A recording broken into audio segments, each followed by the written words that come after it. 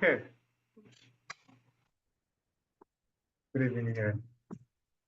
So tonight we're going to do something different. We're going to do the Dhammapada.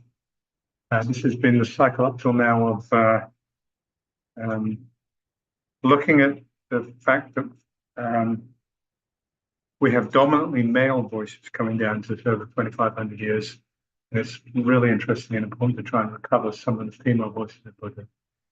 But that feels to me like I've gone as far as I can with that for a while. So we'll take a break and we'll be doing the Dhammapada for a while. I have a feeling we'll come back to that because it's very important. So the Dhammapada, just a couple of words about that, and then what I'll do is I'll read the first chapter, read it through, and then I'll go through it a second time with some commentary, and then I'll stop and we'll talk among ourselves. So the Dhammapada is a part of the Pali Canon, which most folks regard that as being the older Buddhist teachings, are the ones that are more authentic to the actual voice of the Buddha, although nothing's written down for 500 years after he died, so a very substantial oral tradition. I am not able to read Pali, but in the original Pali, I understand this was actually very beautiful poetry. And it was composed at a time when there were certain stylistic attributes of high poetry, and it had those styles. So a couple of those are important, and they're useful to bear in mind as we go through this text. One of them is poetry in India at the time had savors. So this is when you hear the poetry, you get a feeling, and it's a response to an emotion. So I scribbled a couple of these down, but I've lost my notes. Yes. So one of the emotions that would often be portrayed in poetry would be grief. But the savor, you don't feel grief when you read poetry that's talking about grief. You feel compassion. So these are styles that are designed to invoke a certain response in the reader. So this is written, and there are a couple of places in here where it's very clear. It says the savor is the Dhamma, which is the highest one, and the response to that is heroic. So that's why a lot of this poetry has this high style, this heroic feel, lots of combative stuff, battles, and heroes and so forth.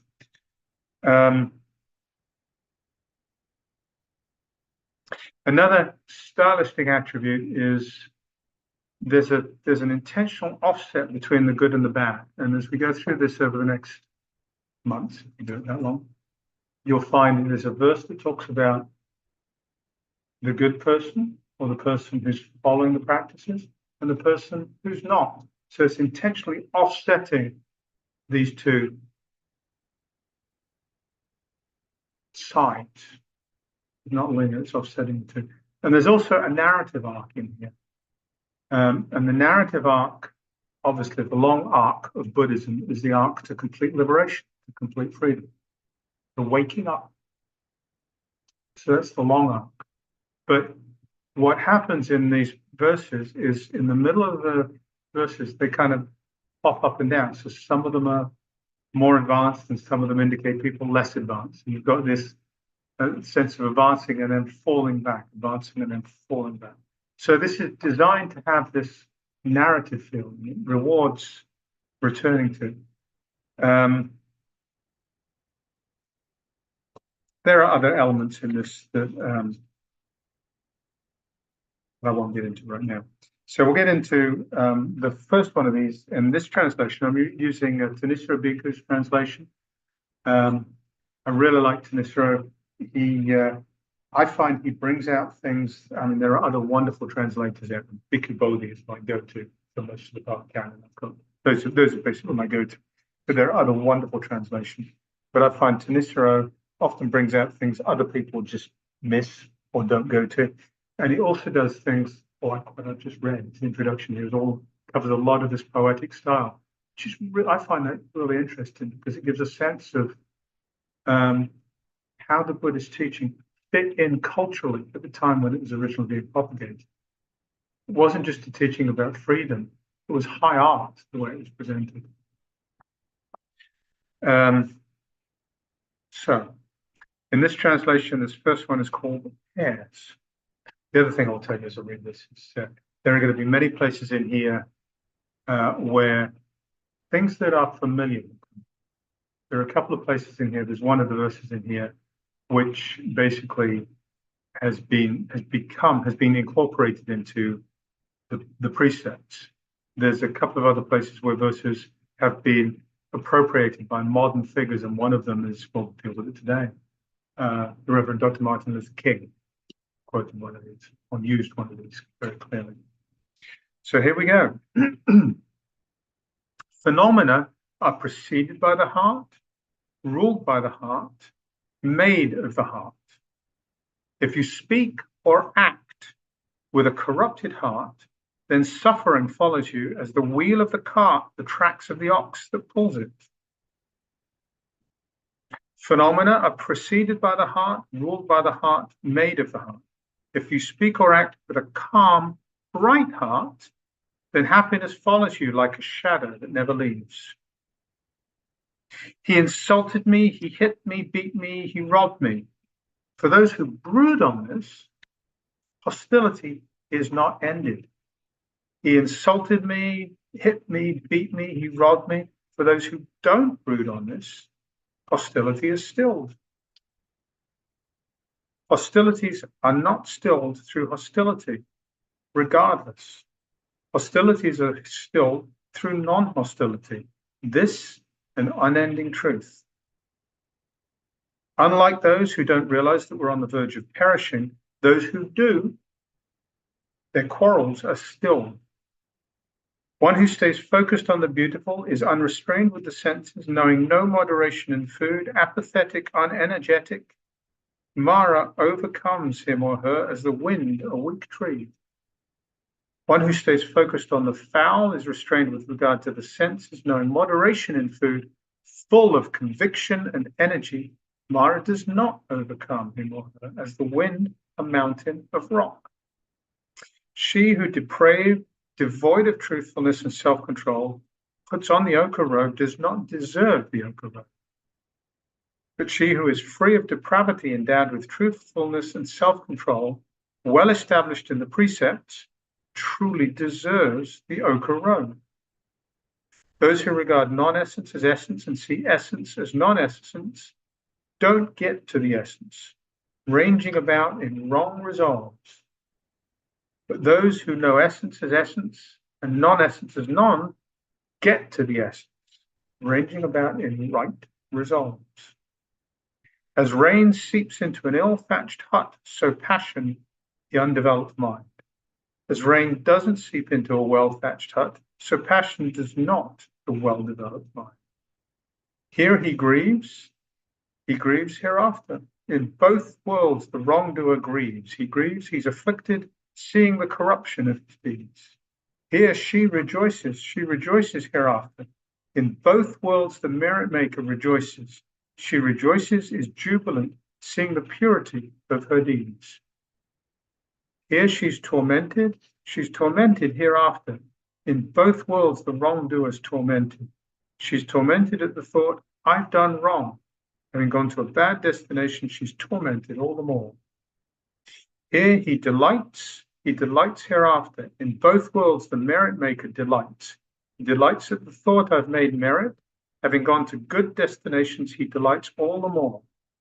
If he recites many teachings, but heedless man doesn't do what they say, like a cowherd counting the cattle of others, he has no share in the contemplative life. If she recites next to nothing, but follows the Dhamma in line with the Dhamma, avoiding passion, aversion, delusion, alert, her mind well released, not clinging either here or hereafter, she has her share in the contemplative life. So this sounds simple. I'll go through it again. It sounds simple, but it's all here. Theravada monastics, when they first ordain, they have to learn all of this. There are many texts, and they just have to learn cover to cover, and they have to learn this in part and just be able to recite it. So it is the foundational text. It's foundational teaching. So there's foundation of preceded by the heart, ruled by the heart, made of the heart. There's a poetic device here, which is elision, which is the omission of a word, because one word can apply in multiple places. So you can either say phenomena are preceded by the heart, phenomena are ruled by the heart, phenomena are made of the heart. You just skip all those other. That's kind of what's going on. It's poetic device. Heart. In many parts of the world, Chitta in India, Shin in China, the Egyptians had a similar sense of this. The Japanese have a similar sense. In many places, there is one word. The Vietnamese have another word, do the same. There's one word that means heart mind. So when that is translated into English, we have to make a choice. Are we going to translate it as heart? We're going to translate it as mind. Gil Fronsdal's translation, which is another wonderful translation, he translates this as mind. So heart-mind has both the valences of thought and emotion. They're not separate. But Tanisra has chosen to use heart here. Phenomena are preceded by the heart, ruled by the heart, made of the heart. If you speak or act with a corrupted heart, tainted heart, one with selfish desires, one that's not seeing clearly, one that's a little confused, then suffering, dukkha, which is the heart of what Buddhism is teaching us to overcome, will follow you as a wheel of the cart follows the track of the ox that pulls it. So the cart is really, really heavy. You're the ox, you're dragging on this heavy load. Ajahn Chah, in one of his talks, looks across the woods at he's got a bunch of his monastics following, and he says, I wonder how heavy that rock is, monastics. Oh, master, that's very heavy. Yes, very heavy. Wouldn't be if you didn't pick it up. The cart is really heavy. And it's not just really heavy. If you're the ox pulling it along, the tracks obliterate your tracks, obliterate your footmarks. They wipe you out. It's a very intentional metaphor. The next verse is the other side. So we're looking at the worldly person and the practitioner, the person who doesn't know the Dharma and the person who's following the Dharma. The second one says, phenomena are preceded by heart, heart, heart. If you speak with a calm, right heart, then happiness, peace, calm follows you like a shadow that never leaves. Your shadow is always with you, and it is light. It has no weight. So the next one, insulted me, beat me, robbed me, hit me. If you brood on it, hostility, anger, animosity resides. Not a pleasant place to be for you or the other person. Why brood on this stuff? For the person who doesn't brood, hostility is stilled. Why carry this around? The person it hurts most is the person carrying this weight around. Put the rock down. Hostilities aren't stilled through hostilities. Regardless, hostilities are stilled through non-hostility. This an unending truth. Also translated as hate isn't stilled by hate. Hate is only stilled by love, which was used by Reverend Dr. Martin Luther King. As darkness cannot be put out by darkness, only light can.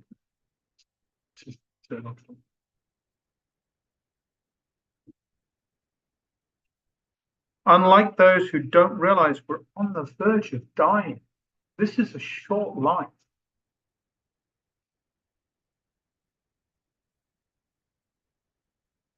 Why quarrel? Why carry that around? One who stays focused on the beautiful, unrestrained with the senses, knowing no moderation in food, apathetic, unenergetic Mara, which is delusion, overcomes him or her as the wind a weak tree. Life is short and brutal. Eat, drink, and be merry, for tomorrow we may die. It doesn't work. No one that makes you happy. And we know it from experience. And yet we keep on doing it. Silly, silly, silly.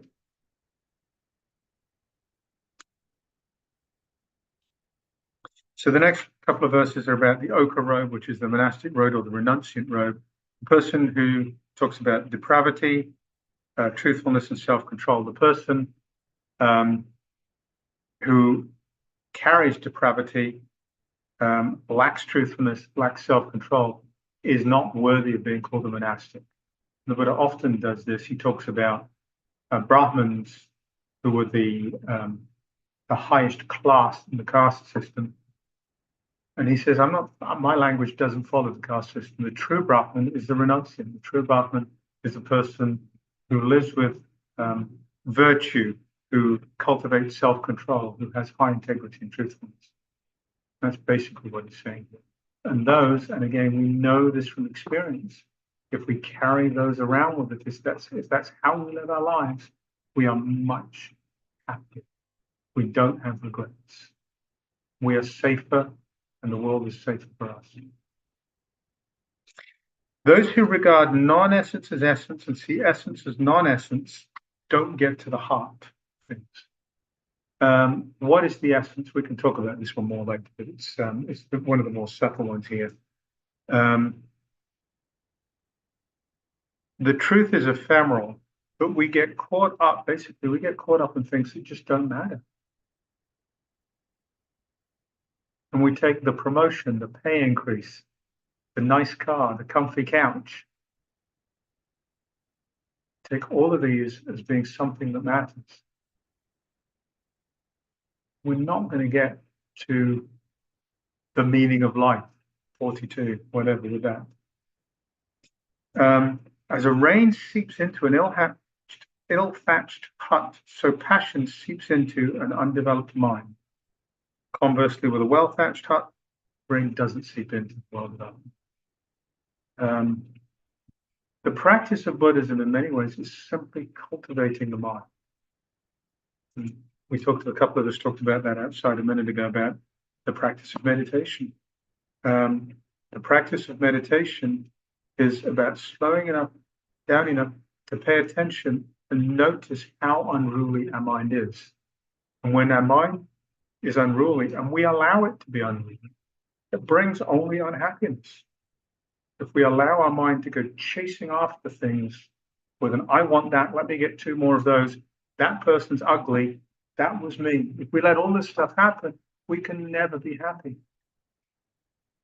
So slowing down, paying attention to what's going on in the mind, and incrementally over time, cultivating skillful behaviors and putting unskillful trains of thought aside is really the heart of a lot of this practice. And the rain seeping in, you're safe, you're dry, you're warm. You've got a well-cultivated mind, everything's going to be okay. There was Eli Wiesel, who was became a well-known psychologist and Nobel Peace Prize winner. He was interned. He was, in one of the concentration camps in Nazi Germany, and there were many who came out with the same thought. But he was the one who wrote about it and popularized the thought, which is, they can do all sorts of things to this, but they can't control my mind.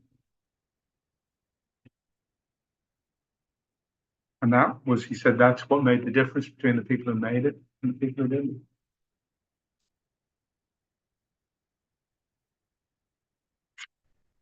I'm going to skip a couple here. He's tormented here and hereafter in both worlds. The wrongdoer is tormented at the thought, I've done wrong. One of the fundamental tenets of the Buddhist tradition is an idea of karma and of rebirth. I'm not going to get into the details of how that's supposed to work, because it doesn't matter. Oh, it does matter, but it's beyond where we want to go tonight. But it is an important principle. And for me, it's so deeply woven into all of the Buddhist teachings that I have to believe it holds a really important place in the teaching. It's there for a reason. And Buddha's teachings were experiential teachings. He wasn't teaching theory. He was teaching something he actually experienced, and he was sharing the elements of his experience that he thought would be useful. So he's sharing this for a very good reason, out of his experience. So however difficult that may be, I'd suggest, don't say, well, that's just what they used to believe, because they didn't used to believe that. Karma and rebirth was highly controversial at the time. By talking about this, Buddha was actually stepping into the middle of a minefield, all sorts of different views and beliefs. So I'd suggest it's worth at least allowing openness around these ideas, allowing possibility, allowing something to develop over time. What he's saying here is the person who knows they have done wrong, they know they've hurt another person, know they've acted immorally, unethically, without virtue, they struggle, they suffer, both because there are consequences right now. That is when first you practice to deceive. Oh, what tangled webs we weave when first we practice to deceive. There are lots of different tropes about this. But again, experientially, if we really pay attention, we know that when we act without virtue, we act against what we know is our internal moral code. We create dukkha here, as well as out there, but we create it in here. He's also saying there are consequences down the road as this thing called karma rolls forward. However that shows up in the future, it's going to roll forward and cause more problems. And so there's harm in doing it. But the person who acts with a controlled mind and does good is joyous as a result, and the world's joyous as a result. And then the last one is about the Dhamma itself. The person who recites next to nothing but follows the Dhamma teachings. Dhamma is a very broad word in Buddhism, in the Pali language and also in the Sanskrit language, which is the vocabulary is very similar. It's a very broad word, and in different contexts, it can mean pretty much anything. It can mean the law, it can mean the truth, it can mean teachings. Here it really means the teachings, but the teachings as they point to the truth, which is the truth in turn that leads to awakening. Right? Abandoning passion, aversion, delusion. Passion, aversion, and delusion are the three poisons. They're the three things that get us into trouble. They point us at the three things that we get stuck on. Passion is, I like this, give me more of this. It comes from finding positive feelings and going after those positive feelings and trying to get more. Aversion is exactly the opposite. Something doesn't feel good, and so we push it away.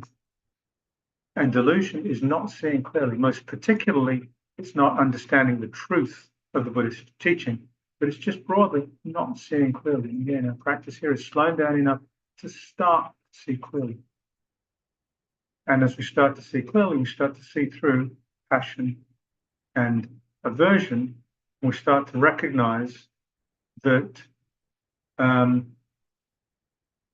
greed isn't our state of being. Greed is a mental state that arises, that we allow to arise, and it's volitional, that we allow to arise when we come into contact with something that feels pleasant.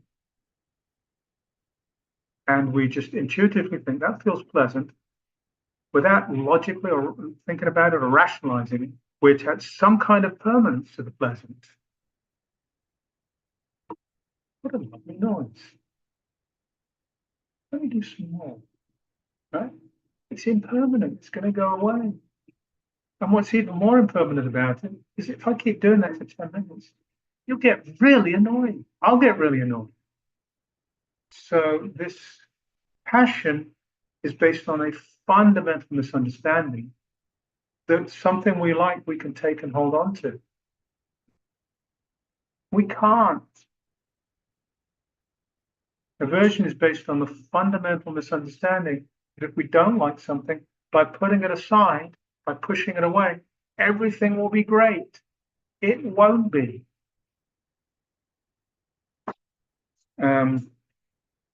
So these are right at the heart of the delusion, and the delusion is the sense that something can last. Right? Alert, energized, paying attention, noticing.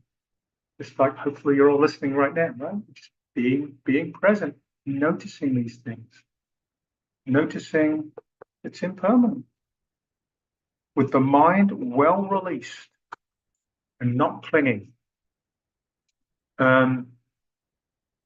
Somewhere in the canon, it's in a couple of different places, I think, as someone said to the Buddha, clinging is a central teaching, and there's this thing called the 12-link chain of co-arising, which talks about how our initial contact moves into this feeling tone of pleasant, unpleasant, and then we want more, and then we cling, and there's this cascading effect that causes this thing called. So somewhere in that link is this thing called clinging. And Buddha talks about clinging. And someone says, that thing clinging is really important. Who's clinging? And Buddha says, that's not a well-formed question. Because I did not say clings. I said clinging. If I had said clings, you would have been right to say, oh, clings. Who's clinging? Who clings? Clinging. You don't do that. There's nobody clinging. There is just clinging. So when we go back to this, I like it, give me more. The me is redundant. The me is something we've added to the mix. There's just a liking and a wanting more. And somehow or other, there's this strange way that a me comes in over the top. There's this invented me that comes over the top and grabs that. So this clinging is a letting go, this not taking it personally, not being attached to things. We can't be attached to them because they don't last anyway. Including this. This doesn't last either. So the mind well released is pointing in that direction. Not clinging is pointing in that direction. Either here or hereafter, that person has their share in the contemplative life. And that's the first one. I will stop recording.